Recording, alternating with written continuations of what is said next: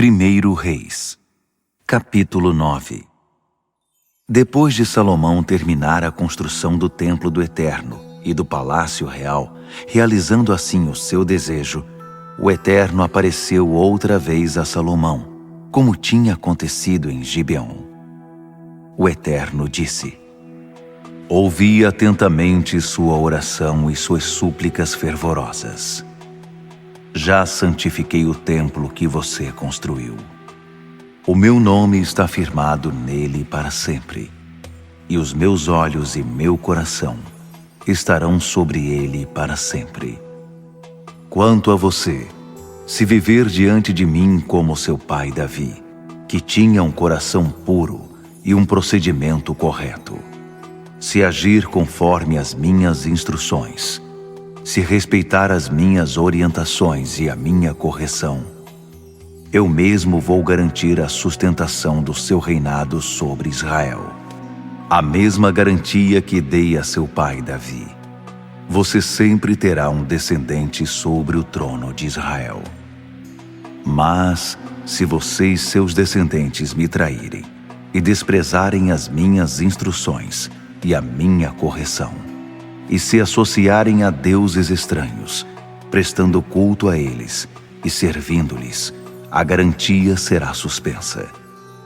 Eliminarei Israel da terra e rejeitarei o templo que acabei de santificar para a honra do meu nome. Israel será reduzido a nada e será ridicularizado entre todos os povos da terra. Esse majestoso templo será objeto de desprezo. Pessoas estranhas passarão por ele balançando a cabeça e dizendo: o que aconteceu aqui? Por que ele está em ruínas? E alguém dirá: o povo que vivia aqui traiu o Eterno, seu Deus, que tirou seus antepassados do Egito. Eles se associaram a deuses estranhos, adoraram e serviram a outros deuses. Foi isso que aconteceu. O Eterno permitiu essa destruição. Depois de 20 anos de construção do templo do Eterno e do palácio real, Salomão deu de presente ao rei Hirão de Tiro, como retribuição, 20 cidades do distrito da Galileia. Hirão tinha fornecido todo o cedro, pinho e ouro que Salomão tinha desejado. Hirão saiu de Tiro para conhecer as cidades, mas não gostou do que viu. Ele disse: Que presente é esse, meu amigo?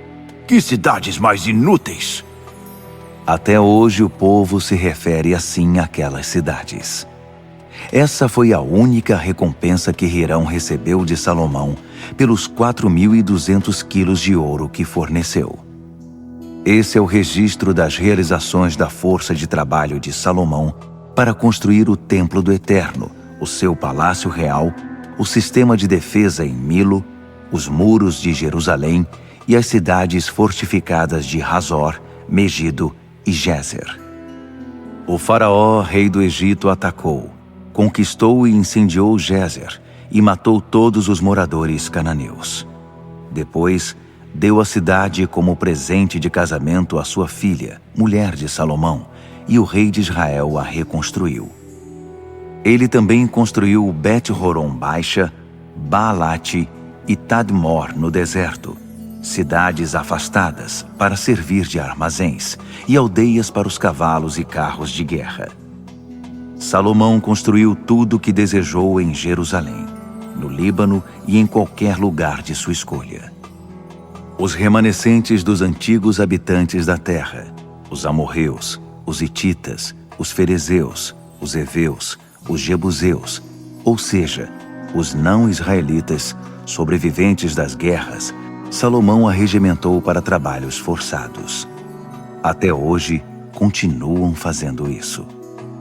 Mas os verdadeiros israelitas não foram tratados dessa maneira. Eles eram utilizados no exército e na área administrativa como líderes do governo, comandantes dos carros de guerra e condutores de carros. Eram também oficiais encarregados dos projetos e da execução das construções. Ele tinha 550 encarregados sobre o pessoal submetido a trabalhos forçados. Depois que a filha do faraó subiu solenemente da cidade de Davi para ocupar a residência no palácio construído especialmente para ela, Salomão construiu o sistema de defesa em Milo. Salomão oferecia sacrifícios no altar do Eterno 3 vezes ao ano. Ele apresentava ofertas queimadas, ofertas de paz e queimava incenso na presença do Eterno. Tudo que estivesse ligado ao templo, Salomão cuidava para que fosse feito com esmero e generosidade. O rei Salomão também fabricou navios em Ezion-Geber, perto de Elate, em Edom, no litoral do Mar Vermelho. Hirão enviou marinheiros experientes para auxiliar os marinheiros de Salomão. Eles foram até Ofir, de onde trouxeram 16 toneladas de ouro para Salomão. Segundo Crônicas, capítulo 8. Depois de 20 anos, Salomão realizou muitas obras. A construção do Templo do Eterno e o Palácio Real, a reconstrução das cidades que Hirão tinha dado a ele, que povoou com israelitas, a conquista de Ramat-Zobá, a fortificação de Tadmor no deserto e de todas as cidades armazém que ele havia estabelecido em Ramate.